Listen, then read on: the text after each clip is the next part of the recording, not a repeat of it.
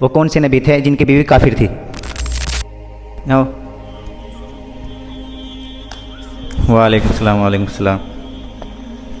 अच्छा, क्या नाम है तुम्हारा? मोहम्मद अली। अच्छा, और आपका?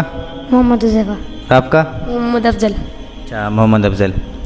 ये बताओ, वो कौन से नबी थे जिनकी बीवी काफिर थी?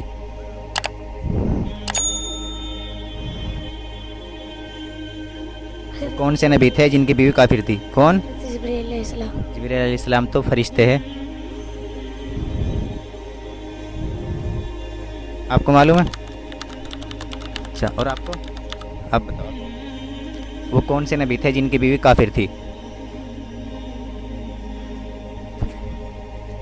आप बताओ, वो कौन से नबी थे जिनकी बीवी काफिर थी? हज़रत ईसा अलैहिस्सलाम। कौन? हज़रत ईसा अलैहिस्सलाम। ईसा अलैहिस्सलाम नहीं है।